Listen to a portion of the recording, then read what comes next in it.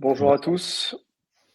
On Bonjour à va se tous. laisser quelques minutes, le temps que les retardataires puissent arriver, et ensuite on va attaquer cette superbe présentation sur le nouveau bien qu'on va proposer sur Fragments. On se donne jusqu'à 33, grosso modo, pour laisser les autres arriver.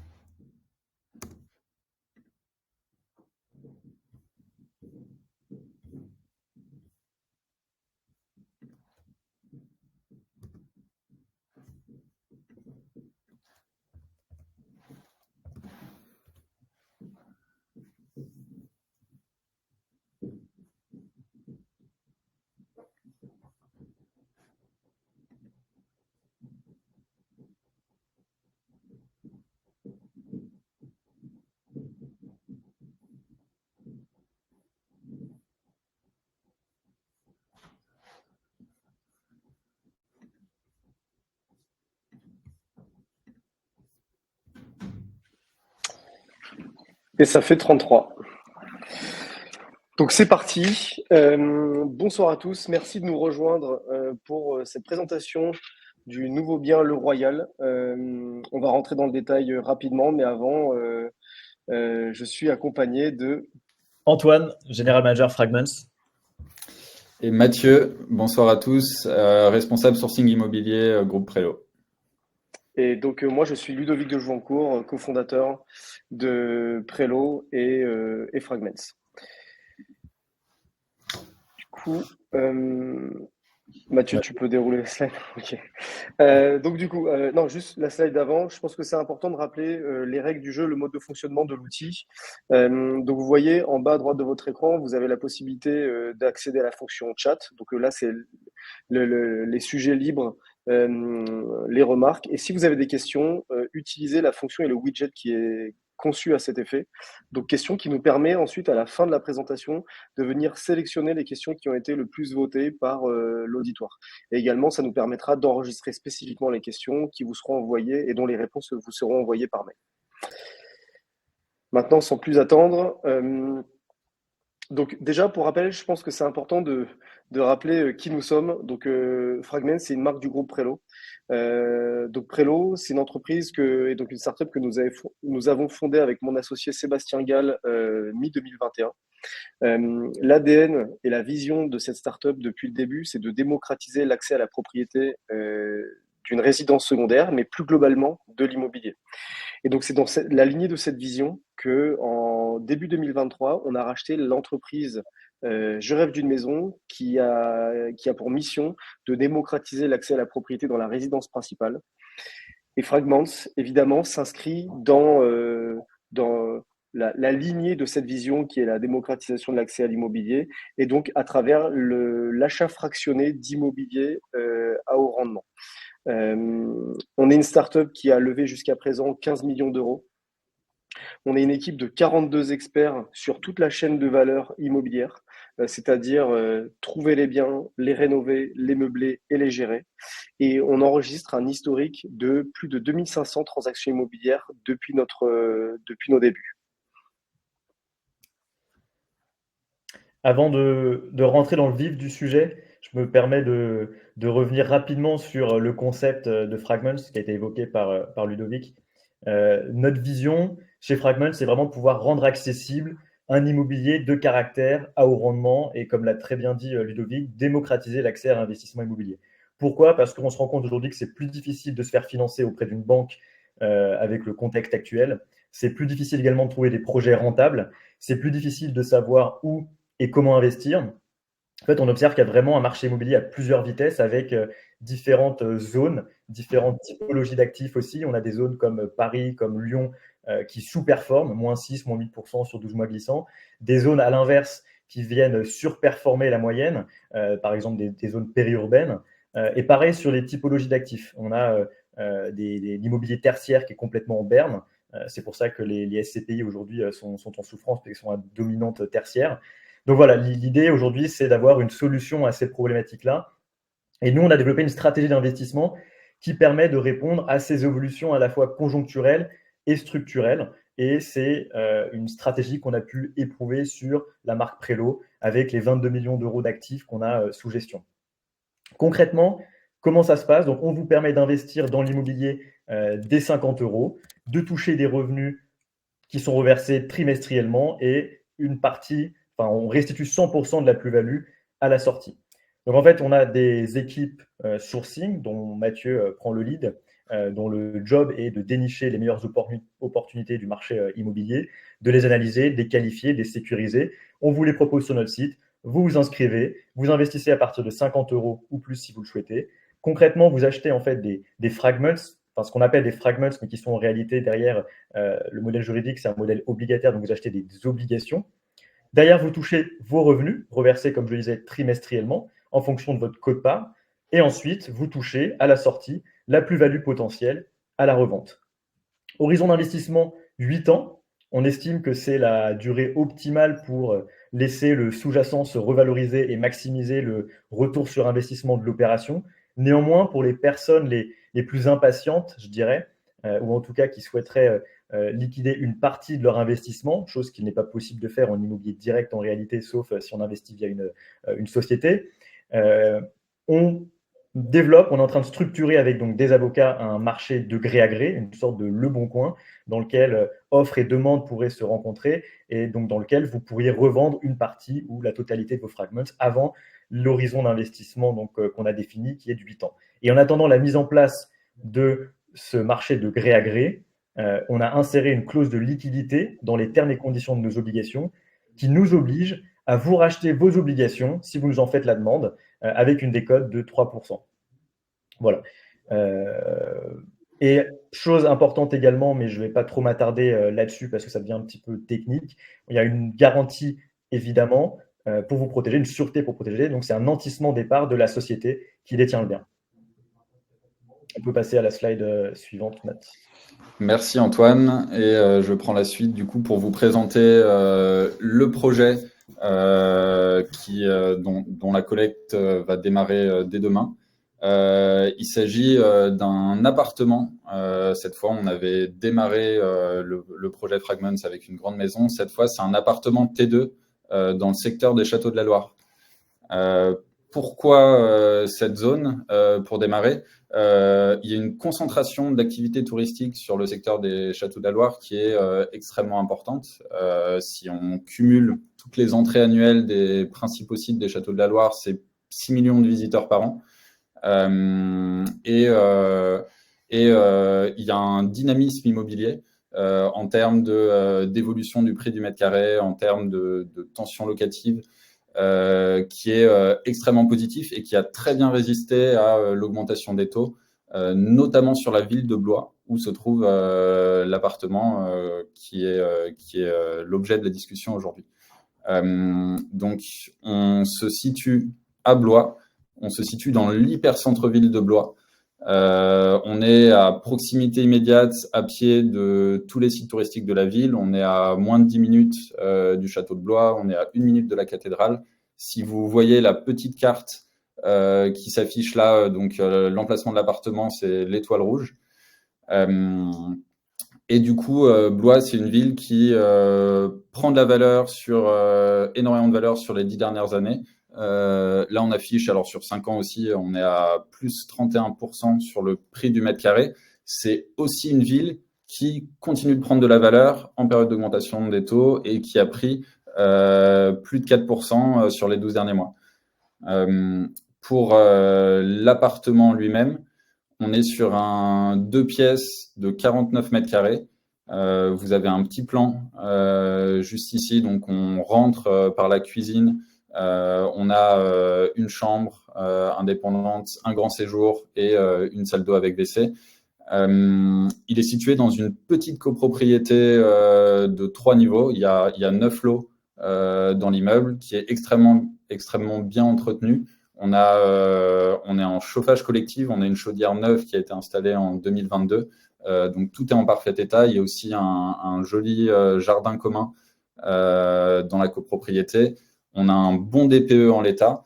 Donc il va vraiment s'agir de capitaliser sur tout le charme de cet appartement ancien, et vous le verrez sur les photos qui arrivent par la suite. On a des parquets anciens qui sont en bon état, on a une cheminée en marbre dans le séjour, une seconde dans la chambre, on a des très hauts plafonds, on a 3,20 m de hauteur sous plafond avec des moulures, on a des tomates dans la cuisine, etc. Enfin, il y a un beau capital coup de cœur, et on va venir rafraîchir l'ensemble, refaire une belle cuisine, une belle salle d'eau, et une déco sympa avec un ameublement qui va nous permettre d'y accueillir 4 personnes par la suite. L'idée sera d'avoir un espace nuit dans le séjour avec un canapé convertible suffisamment confortable pour accueillir 2 adultes.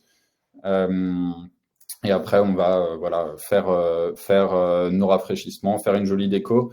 L'idée, ça va être aussi de bien placer l'appartement dans son environnement, dans son contexte de ville-étape de la visite des Châteaux de la Loire. Donc, on va venir mettre, par exemple, un lit à baldaquin dans la chambre, on va mettre un papier peint, fleurs de lys, des beaux lustres, des miroirs à dorure, etc.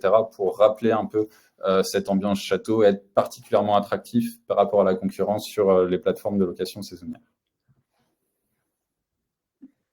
On retrouve ici les principales métriques de l'analyse financière. Donc, si vous voulez le détail, d'ailleurs, ce que je vous invite à faire, c'est vous inscrire sur le site et vous retrouverez l'analyse complète. Prix d'achat 97 000 €. En fait, on achète sous le prix du marché. On a 49 mètres carrés Carrez, comme l'a dit Mathieu, donc on achète à 1 900 € du mètre environ. Travaux, c'est ce qu'a énoncé Mathieu juste précédemment. On est à 35 000 € avec 2 000 € de réserve on top. Cette réserve, en fait, nous permet de faire face tout simplement aux éventualités qu'on pourrait rencontrer lors des travaux, et ce montant sera restitué évidemment aux obligataires si on ne l'utilise pas. Ameublement, équipement, donc il y a également l'électroménager de la cuisine, l'équipement de la salle de bain, on est à 16 000 €. Frais de notaire, 7 000 €. Frais de chasse, donc c'est le chasseur qui nous a déniché cette opportunité, 5 800 €. Commission de souscription, 8 189 €. Ça correspond en fait à la marge brute Fragments. Donc ça correspond à 5% environ du coût total de l'opération, et ça intègre en fait, ça nous permet de financer une partie des frais administratifs, des frais comptables, des frais juridiques, également des frais de paiement auxquels on fait face. Et ce qui nous amène donc à un total de 172 000 €. Avant de vous parler du rendement et de la rentabilité cible à droite, je laisse peut-être Mathieu faire un petit focus sur l'estimation des charges et des revenus juste en dessous. Absolument. Alors, je vais commencer par les revenus, c'est le plus intéressant avant de finir par les charges. On a du coup, comme je vous disais, on est sur une ville-étape qui est particulièrement plébiscitée pour passer en moyenne 2 à 3 nuits sur la période de visite des Châteaux de la Loire par les personnes qui s'y rendent.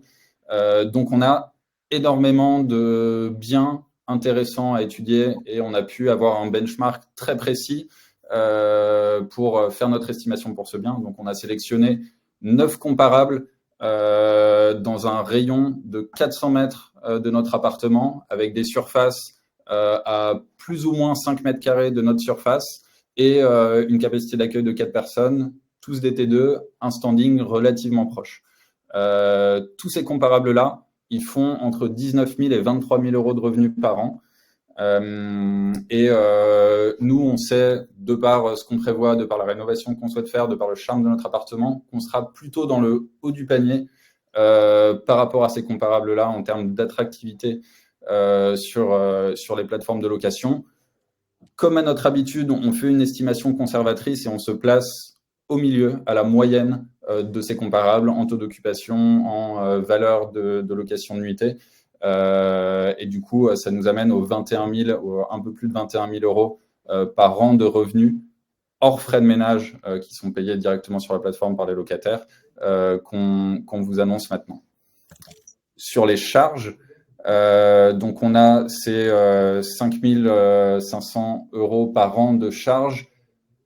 Ce qu'il faut avoir en tête, c'est qu'il y a 1 900 € sur ces 5 500 qui correspondent aux charges de copropriété. Ce qui est élevé pour la surface, mais qui s'explique très bien par le fait que chauffage et eau chaude soient collectifs, qu'on ait un entretien très régulier des communs qui sont en parfait état et qu'on ait aussi l'entretien de ce joli jardin commun dont les occupants de l'immeuble profitent vraiment et dont les futurs locataires de l'appart pourront profiter parce que, encore une fois, il y a très peu de monde, il y a très peu de vis-à-vis et on y est bien. Deuxième point d'intérêt sur les charges, il y a 1 100 € de ces 5 500 qui sont une provision annuelle pour les petites interventions techniques qu'on pourrait avoir à faire dans l'appartement. Il y a une ampoule à changer, il y a, je ne sais pas, une petite fuite à réparer, etc. Mais surtout, qui sont provisionnés pour pouvoir faire un coup de propre sur les peintures, etc. Au bout des 8 années d'exploitation de l'appartement et pouvoir booster la qualité perçue du bien et du coup la valeur à la revente afin de ressortir de l'opération dans les meilleures conditions. Super, merci Mathieu. Et donc ces projections de charges et de revenus nous amènent à un rendement net de 7,11%. Donc c'est un rendement qui est net de frais, net de charges, mais qui n'est pas net de fiscalité personnelle. Donc à cela, il faut venir enlever derrière, en fonction de votre situation personnelle et de vos revenus, soit ça sera flat tax 30% ou barème progressif. Et ce rendement net, en réalité, n'intègre que les revenus issus de la location du bien. C'est pour ça qu'on voit sur le petit schéma, on top de ces 7,11%, on a un incrément qu'on va essayer d'aller chercher, qui est en fait la plus-value estimée à la revente et qui nous amène à une rentabilité cible de 8,58%. Là encore, on a des estimations qui sont assez conservatrices. L'idée, c'est de pouvoir restituer plus.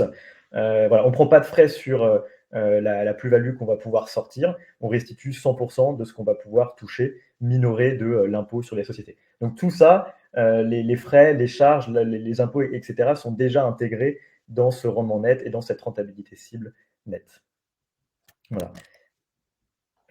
On a modélisé un placement ici sur Fragments, les deux courbes du haut, versus un placement sur un livret A, le livret A rémunéré, ce qu'il est aujourd'hui à 3%, avec une inflation qui est assez forte, donc on peut être amené à penser que ça devrait diminuer à l'avenir. Et ce qu'on voit très clairement, c'est le gap entre ces deux alternatives, ces deux possibilités d'investissement.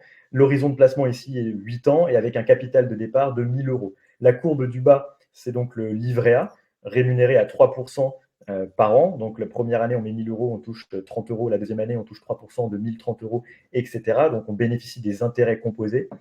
Et les deux courbes du haut, la courbe du haut, c'est également la courbe sur laquelle on bénéficie là aussi des intérêts composés, c'est-à-dire qu'on met son argent sur Fragments, on met 1 000 € sur Fragments et on décide chaque année de réinvestir les intérêts issus de la location du bien sur Fragments. Et la courbe du milieu, la plus conservatrice, qui consiste à dire je sors les revenus locatifs et je les garde pour moi et je ne les réinvestis pas. Et donc on voit le delta, on est à plus de 2,5 supérieur sur la courbe du milieu par rapport au livret A et 3 fois plus si on place son argent sur Fragments et qu'on réinvestit les intérêts gagnés versus la courbe du livret A.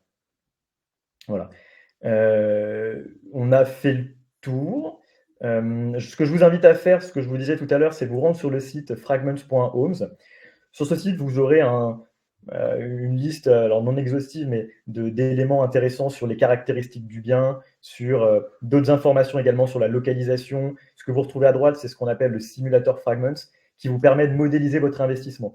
Vous choisissez combien vous souhaiteriez investir. Là, par défaut, c'est renseigné 1 000 €, donc ce qui équivaut à 20 Fragments. Et vous voyez ensuite en dessous comment ça se modélise et quel impact ça peut avoir sur les gains qu'on peut espérer, horizon de placement de 8 ans, et les revenus annuels qu'on peut en tirer. Voilà, on arrive à terme de cette présentation. Ce que je vous propose, c'est de... Pardon Mathieu, tu voulais compléter avec quelque chose peut-être? Non, je voulais passer aux questions et du coup, j'enchaîne tout de suite. Avant de commencer avant de commencer à prendre les questions qui ont été posées dans la rubrique dédiée, je vais juste prendre celle de Madame Charuel qui est arrivée directement dans le chat. L'appartement est au premier étage sans ascenseur. C'est une toute petite copro. Il y a rez-de-chaussée, premier, deuxième, donc seulement 3 niveaux. Et du coup, on est au premier. Pour les questions qui ont été posées dans les questions, hop, on va commencer par celle de Claire de Préval. Comment avez-vous estimé le coût des travaux? On a une architecte des PLG avec une quinzaine d'années d'expérience en interne chez Prelo qui s'est rendue sur place. Qui a repris toutes les codes de l'appartement et qui a monté le projet travaux, qui a chiffré l'intégralité des postes. Alors sur un entre guillemets petit chantier comme celui-là, on n'a pas encore fait passer les entreprises, ça vient plus tard, mais comme on gère plusieurs dizaines de chantiers par an, on est capable d'estimer à moins de 5% d'erreur n'importe quel poste de travaux, surtout quand les surfaces ne sont pas extrêmement importantes, tel que c'est le cas aujourd'hui. Je vais répondre à la question de Jérémy Thomas qui demande peut-on investir via une société belge? Et je vais étendre la question à peut-on investir via une société plus largement? Alors, dans un temps, non, aujourd'hui non, parce que ça demande de développer en fait certaines logiques techniques qu'on n'a pas pu encore développer tout simplement. Donc, ça sera possible dans un temps 2, mais là aujourd'hui, seules les personnes physiques peuvent investir sur Fragments. Merci Antoine. Pour les estimations de revenus, alors on mutualise plusieurs outils. On a notre data analyst, toujours en interne, qui a acheté plusieurs bases de données qui nous permettent d'avoir accès à 3 ans d'historique de toutes les locations saisonnières sur certaines plateformes telles que Airbnb notamment, qui est la plus grosse en France. Et du coup, on peut aller sur n'importe quelle adresse, extraire, identifier tous les biens qui regroupent les mêmes caractéristiques que le nôtre, caractéristiques de surface, de capacité d'accueil, de nombre de chambres, de nombre de salles d'eau, on peut choisir une distance, etc., etc. On peut avoir accès ensuite aux annonces de tous ces biens pour sélectionner ceux qui sont les plus proches en termes d'esthétique, de confort, d'emplacement du nôtre.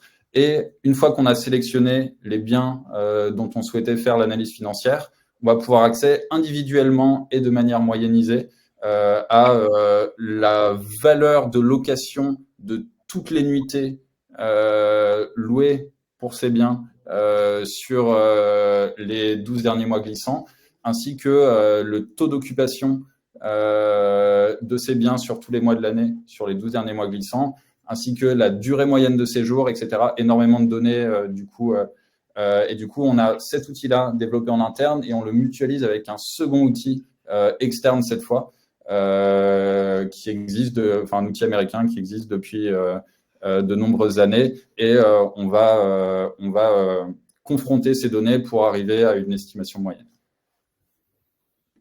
Je vais répondre à la question de Marie-Noël qui demande vers quelle date pensez-vous mettre l'appartement en service? Donc, vous pouvez retrouver ce niveau de détail, par exemple, justement en allant sur le site Fragments. Tout en bas, vous avez un calendrier qui vous donne les projections, le timing projeté. Pour répondre à votre question, Marie-Noël, on a une signature de promesse de vente qui est imminente. On compte comme un délai classique en immobilier en direct 3 mois entre la promesse et l'acte authentique, ce qui nous amène à mi-avril.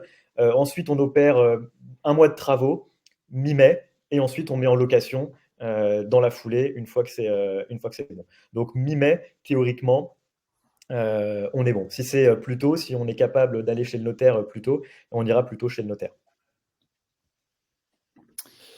Alors, pour la question de Madame Prudhomme, sur les modalités de sortie et notamment celles qu'on évoque au bout de 8 ans, en fait, quand on émet une obligation qui est un titre financier, on doit partager un document récapitulant toutes les conditions de cet investissement et le transmettre à l'AMF, à l'autorité des marchés financiers. Et il faut notamment une échéance sur ce projet d'investissement. L'échéance qu'on a choisie pour les raisons qu'évoquait Antoine précédemment, et notamment celle de il faut une porte de sortie pour nos investisseurs, mais laisser le temps avant de sortir du projet au bien de prendre en valeur avec la dynamique immobilière qu'il y a et donc permettre la plus-value qu'on souhaite que l'intégralité de nos investisseurs fassent sur leurs investissements Fragment. Donc, ce qui se passe, c'est qu'on exploite le bien pendant les premières années et après 5, 6, 7 ans, selon l'évolution du marché immobilier du secteur, on va mettre en vente. Donc, si on met en vente tôt, on va mettre en vente cher parce qu'on estime qu'il y a une opportunité de sortie très avantageuse. Mais en tout cas, au plus tard, 8 ans après la clôture de la collecte, il faudra que le bien soit vendu et vous récupérez votre capital ainsi que la plus-value potentielle. Je complète juste, merci beaucoup Mathieu, c'est très précis, je complète juste la réponse de Mathieu. Légalement, en fait, l'obligation que l'on a, c'est de vous racheter vos obligations au terme des 8 ans. C'est-à-dire que techniquement, on n'a même pas besoin de vendre le bien pour pouvoir vous racheter. Enfin, on n'a pas besoin de vendre le bien, si vous voulez. Ce que ça sous-entend, c'est qu'on peut très bien décider, si on a la trésorerie nécessaire et si on a envie, de vous racheter vos obligations sans vendre le bien. Auquel cas, la vente s'opérerait à la valeur vénale du bien. Et donc, en fait, on a un expert immobilier, indépendant évidemment, qui passe tous les ans, qui vient évaluer la valeur du sous-jacent. Et donc, la vente, le rachat plutôt des obligations, s'opérerait à cette valeur vénale-là. Voilà. Qu'est-ce qu'on a ? Je vais répondre à la question de Pierre Alano concernant la longère en Eure-et-Loire qui est toujours en cours de collecte depuis un moment. Votre ressenti sur ce bien ? Merci pour votre question, Pierre. Donc, on a lancé notre première collecte, ça fait un peu plus de 2 mois. On est à 400 000 €. Donc, c'est un montant qui est non négligeable, surtout pour une première collecte. On est en train de mettre en place une stratégie B2B en allant voir en fait des conseillers en gestion de patrimoine qui ont des clients avec des portefeuilles assez importants. C'est une stratégie qui met plus de temps à s'activer. Donc, c'est pour ça que on a un peu plus de mal et qu'il y a un petit peu de décalage entre les personnes retail qui viennent investir sur le bien au départ et ensuite une courbe un peu plus flat, on va dire. C'est le laps de temps qui est nécessaire pour nous pour mettre en place cette stratégie B2B et aller chercher des plus gros portefeuilles. Donc, on est confiant évidemment sur l'issue de cette première collecte, mais ça prend un peu plus de temps. Alors, je complète juste la réponse d'Antoine. On a aussi senti un retour de nos clients qui avaient besoin d'investir dans des villes plus connues. Et donc, il y a des gens qui sont plutôt OK d'investir dans des villes pas très connues, et typiquement le bien de maison. Par contre, d'autres personnes sont plutôt dans une perspective d'investir sur des supports théoriquement plus confort. Et c'est le cas typiquement de Blois.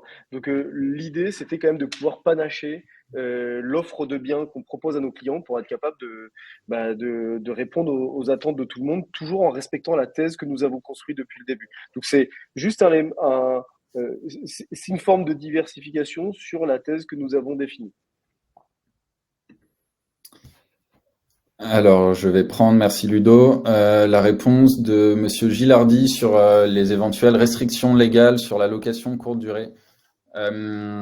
Effectivement, sur les dernières années, on a vu petit à petit, notamment dans des grandes villes, arriver des restrictions sur la location saisonnière. Ce qu'il faut quand même avoir en tête, c'est que ces restrictions ont été mises en place dans des villes où la problématique du logement est extrêmement tendue, notamment pour les locaux et notamment sur les résidences principales. Notamment des villes comme Biarritz où il y a un taux de résidence secondaire qui est extrêmement important. La même chose à Nice. Dans une moindre mesure à Paris, où la tension locative est extrêmement importante et où on a quand même plus de 8% de résidences secondaires. À Blois, on est sur une ville où les gens sont bien logés, où il y a une part de propriétaires qui est importante, où il y a une part de résidence principale qui est à quasi 90% sur le parc immobilier, et on a moins de 3% de résidences secondaires qui sont les plus susceptibles d'être louées en location saisonnière. Donc, en termes de contexte immobilier, on est quand même sur quelque chose de très différent et on ne pense pas qu'à court-moyen terme, il y a de vrais sujets sur la location de courte durée à Blois. Ça, c'est la première partie de la réponse. Et la deuxième, c'est qu'on a quand même mené une étude en cas de restriction, comme on a pu le voir dans les communes que j'évoquais précédemment, sur la location saisonnière, avec notamment un nombre de nuitées maximum de mise en location par an sur les plateformes de location saisonnière. Donc, on a fait un scénario où on loue l'appartement en meublé longue durée, donc 10 mois de l'année, et on fait de la location saisonnière que sur les 2 mois d'été. Et on arrivait quand même à un rendement de près de 4% net. Donc, certes, c'est pas une performance équivalente à celle d'un 100% location saisonnière. C'est un scénario qu'on estime très peu probable, mais au cas où ça arrivait, c'est pas non plus une catastrophe financière et on continue de surperformer, par exemple, un livret A avec 4% net. Ce sera peut-être l'occasion, via un DIS, et Antoine pourra peut-être prendre le complément sur l'explication de la chose, de lancer un vote pour potentiellement mettre en vente avant l'arrivée à échéance de l'obligation ou autre solution. Alors, j'insiste quand même, c'est très hautement improbable et que dans la thèse d'investissement qu'on construit, on est dans une volonté de s'orienter sur des villes qui ont une probabilité de régulation beaucoup plus faible que les villes qui sont régulées aujourd'hui. Je prends l'exemple de Paris, Biarritz, par exemple. On vise spécifiquement en location saisonnière les communes qui ont plutôt une démarche d'attractivité sur la location saisonnière parce qu'ils ont quand même un afflux de touristique qui représente un pan majeur de l'économie locale. Je comprends, juste pour compléter sur ce que dit Ludo, le château de Chambord, il est à moins de 20 minutes en voiture de l'appartement. C'est 1 million de visiteurs par an. Il y a très peu de solutions d'hébergement plus proches que le centre-ville de Blois pour des gens qui visitent Chambord, par exemple. Et on retrouve un peu cette problématique aussi au sud de Blois et pas uniquement à l'est sur Chambord, sur d'autres châteaux qui font énormément d'entrées par an. On est sur une ville de 50 000 habitants, dont le château plus la cathédrale en cumulé font 500 000 visiteurs par an, par exemple, pour Blois même. Et je fais un peu de redite, mais tout en considérant que les personnes qui veulent se loger en résidence principale sont considérées comme bien logées, ce qui n'est pas du tout le cas dans les marchés qui sont régulés aujourd'hui autour de la location saisonnière et de la location touristique. Je vais répondre à la question d'Anthony. Bonjour Anthony. À quel moment devons-nous verser notre souscription? Quel sera alors le décalage avec les premiers revenus? Alors, il y a une partie de la question j'ai déjà répondu tout à l'heure. C'était Marie-Noël, il me semble, qui avait posé la question. Si on inscrit ça sur une frise chronologique projet, la souscription s'effectue environ au niveau de la signature de la promesse de vente. Et donc, ce qui veut dire que derrière, il faut compter 3 mois entre la promesse et l'acte authentique, au maximum, comme dans un investissement immobilier classique. Et derrière, il faut compter 1 mois pour opérer les travaux. Et derrière, on met en location directement. Donc, ça fait un décalage de 3 mois plus 1 mois minimum avant de pouvoir espérer avoir les premiers revenus.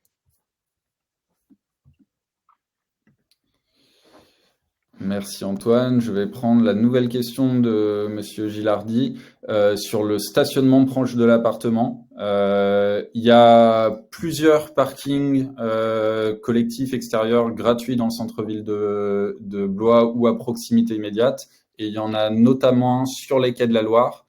Je vais essayer de revenir sur la carte. Juste un peu plus bas, par ici, à moins de 10 minutes à pied de l'appartement, à cet emplacement-là. Je ne sais pas si vous voyez ma souris. On a un grand parking gratuit accessible 24/24. Donc voilà, il y a des solutions. Encore une fois, c'est pas une ville à l'urbanisme très intense et il y a des espaces pour stationner facilement.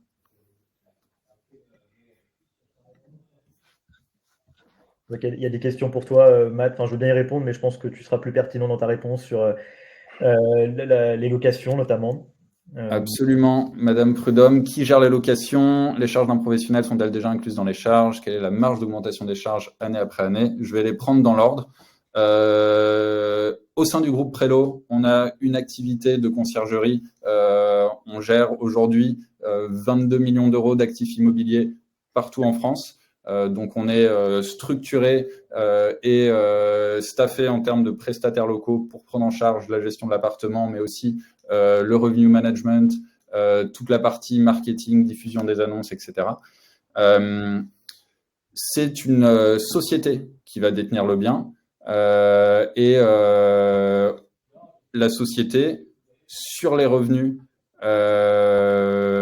perçus sur l'appartement, va appliquer des frais de gestion de 10% des revenus générés qui sont bien inclus dans le rendement net qu'on vous présente aujourd'hui. Donc, les charges de l'appartement qu'on a présentées à 5 400 et quelques euros, c'est uniquement les charges de l'appartement. Les frais de gestion ne sont pas dedans. Par contre, quand on vous dit que le rendement net est de 7,11 euros par an et que le TRI est de 8,5%, j'ai plus le chiffre exact en tête, ça inclut bien 58. Les frais de gestion de 10% des revenus pris par la société de gestion. Sur la marge d'augmentation des charges année après année, j'ai envie de dire qu'elle devrait être exactement corrélée à la marge d'augmentation des revenus année après année. On va suivre l'inflation dans un sens comme dans l'autre et théoriquement, et c'est pour ça qu'on modélise ni l'un ni l'autre, ils sont censés se compenser. Là où on va payer un peu plus d'électricité et un peu plus de frais de ménage, on va aussi faire un peu plus de revenus parce que tout simplement l'offre de location saisonnière va suivre l'augmentation des coûts. Et probablement la même chose dans l'autre sens. Si jamais on a un contexte économique qui change et des coûts qui réduisent, le prix de la nuitée devrait également réduire et suivre cette tendance. Et merci Mathieu, j'apporte un petit complément d'information sur les frais de gestion qu'on facture, enfin qu'on pratique. Ils sont de 10%, là où la moyenne marché est plutôt entre 20 et 30% sur la location courte durée. Donc en fait, nous, on est à prix coûtant. On est clairement à prix coûtant là-dessus. On ne fait pas de marge et on est capable d'opérer cela parce qu'on internalise en fait le process, comme a dit Mathieu. Marine Noël, je vois qu'il y a une question. Marine Noël, peut-on investir en démembré usufruitier nu propriétaire? Alors, on avait déjà abordé la question, il me semble, je pensais que la question, on avait déjà répondu à cette question-là avec notre notaire et avec notre avocat réglementaire. Vous pourrez reprogrammer un rendez-vous, Marine Noël. Je pense que c'est Anthony qui s'occupait de cela. Je pensais que ça avait été déjà traité, mais oui, c'est possible. Ça demande simplement de développer une logique un petit peu d'un point de vue réglementaire par rapport au bulletin de souscription. Mais il n'y avait rien a priori de vraiment problématique là-dessus. Donc je prends des pincettes quand je dis ça, mais a priori c'est bon. Et je vous propose de prendre rendez-vous avec Anthony peut-être pour avancer là-dessus. Tu peux peut-être compléter avec du coup la réponse à cette question sur la transmission des obligations en cas de décès avant leur date d'échéance. Transmission des obligations en cas de décès avant 8 ans, j'ai peur de dire une bêtise là-dessus, donc je préfère ne rien dire, non. En fait, c'est la même logique que le démembrement. C'est juste que si il n'y a pas de démembrement, il y a des frais de transmission dans le cadre de l'héritage et de la transmission qui est mise en place.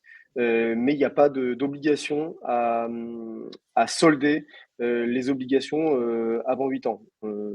C'est évidemment à vérifier parce que la question est un peu technique, mais à première vue, c'est juste le processus de transmission et d'héritage qui se met en place et le bulletin de souscription n'est pas concerné.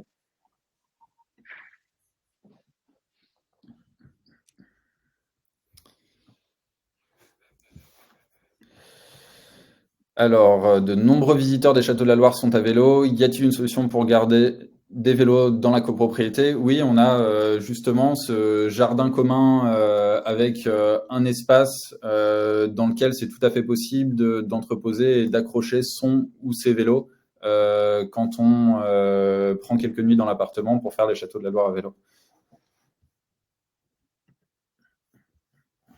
J'ai l'impression qu'on a fait le tour des questions. Alors, je pense qu'il va y avoir encore des questions spécifiques. Pour toutes les personnes qui ont des questions spécifiques, voire même des interrogations, des inquiétudes, c'est avec grand plaisir pour en discuter. Prenez rendez-vous avec un de nos conseillers et Antoine, Mathieu et moi pouvons également se joindre à la discussion avec nos conseillers pour répondre plus en détail à vos interrogations. Je vais en prendre une dernière qui n'est pas spécifique quand même, et je pense qu'on pourra s'arrêter là pour la suite. C'est la dernière de Madame Charuel pour les locations. Vous passez par quelle plateforme, Booking, Airbnb, etc. On multidiffuse sur de nombreuses plateformes. Donc, il y a Airbnb, il y a Abritel, il y a Gîtes de France.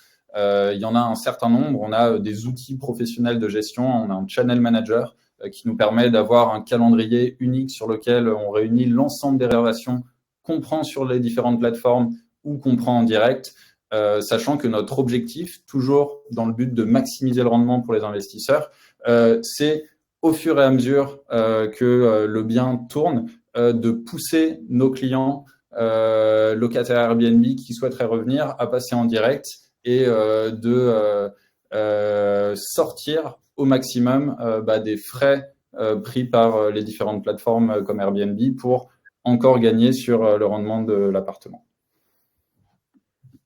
Il y a une autre question qui s'est glissée entre-temps de Jean-Claude sur la déclaration fiscale des revenus. Donc, comme j'expliquais tout à l'heure, le rendement qu'on vous restitue est net de frais et de charges. Néanmoins, il faut venir soustraire à ce rendement-là la fiscalité personnelle de chaque obligataire investisseur. Il y a deux scénarios possibles. Soit vous avez des revenus supérieurs, alors de mémoire, c'est 22 700 € net imposables, et auquel cas vous êtes imposé à la flat tax, donc 30%. Soit ce n'est pas le cas et vous êtes éligible au barème progressif. Cet arbitrage-là se fera directement depuis le site Fragments. Une fois que vous aurez investi, vous aurez donc la possibilité de choisir l'option 1 ou 2. Et en fait, nous, derrière, on vous restitue le rendement net de frais de charges, mais aussi de fiscalité personnelle. Et pour répondre donc à votre question, Jean-Claude, on vous communique chaque année, on vous communiquera chaque année un imprimé fiscal unique, le fameux IFU, avec un petit mémo pour vous aider si besoin. Écoutez, merci à tous. C'était un grand plaisir de pouvoir vous parler de ce nouveau projet. On est évidemment disponible dans les jours à venir ou plus tard pour répondre à vos interrogations. Et on était ravis de vous avoir avec nous. Merci à tous. Merci à tous. On se retrouve demain pour le lancement. Au revoir. Merci, Au revoir.